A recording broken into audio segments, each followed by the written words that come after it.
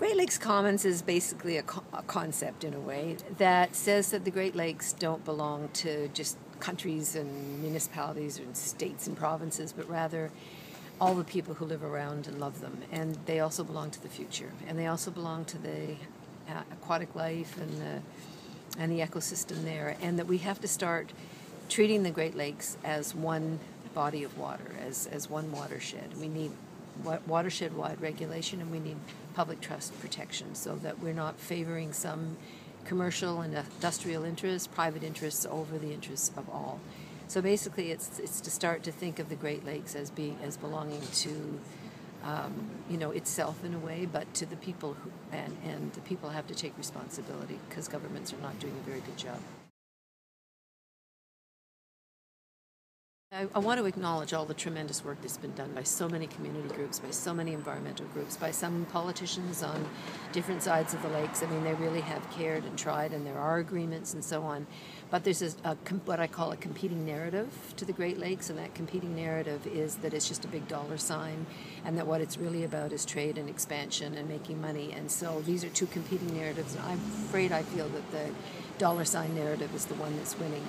So although there's been some work on some good things, getting rid of DDT and some PCBs and that kind of thing, it's not good enough. We've still got all the old problems manifesting themselves, climate and over-extraction, invasive species pollution, but now we've got a whole raft of new problems in these desire to bury nuclear waste near the Great Lakes, to move tar sands, bitumen, and fracked oil across the Great Lakes, to mine around the Great Lakes. I mean, suddenly a lot of people not only see the Great Lakes as a big dollar sign, but as an energy grid.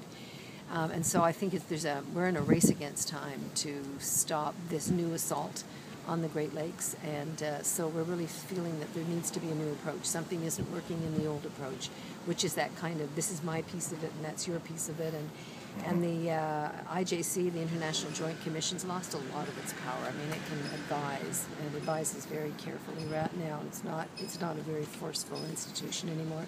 And governments, particularly the Harper governments, just don't have to listen if they don't want. So something needs to happen. And people need to assert what I call their right to care.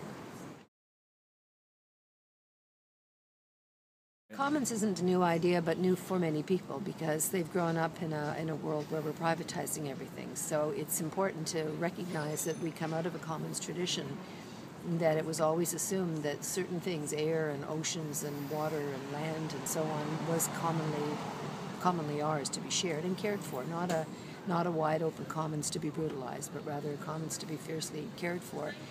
But we're in a time now in neoliberal politics when really everything is being privatized, water, even air, through market carbon trading and that kind of thing.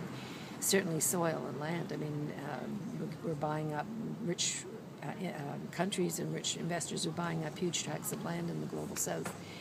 So even what we used to consider the commons is being privatized, and so we have to reintroduce the concept to people, and we need to reintroduce the concept of the public trust, which actually does govern much of the Great Lakes, but it's not common for people to know it. It's not top of mind. These aren't words that come to their mouths, and we need to assert that these lakes need to be governed and protected by a public trust law now and forever. Well, certainly on the Canadian side, we really hope people will join our chapters, join the Council of Canadians, because we really are so deeply involved in this, and join groups like Waterkeepers, the Ontario Waterkeepers and so on, to take a step beyond what one can do just as an individual. Take a pledge not to drink bottled water. See if you can get your municipality to take the similar pledge, or your workplace. Help us make the Great Lakes communities blue communities, which is where a municipality takes a pledge to keep water as a human right and as a public trust, and to promote public water over bottled water.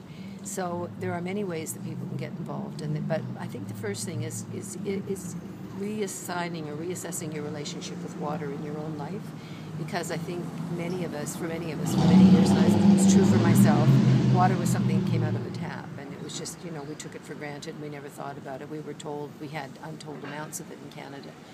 I call it the myth of abundance. And I think that when you really start thinking about water, you have to reassess your relationship to it and start being a little more humble and understanding how absolutely crucial it is to our lives and how we have to do everything we can to take care of it. Just big shout out to everybody around the Commons map. It's a fabulous tool. Please use it. Please, it's interactive. Please get involved, because this is one of the ways we can articulate our commitment to the Great Lakes as a protected commons.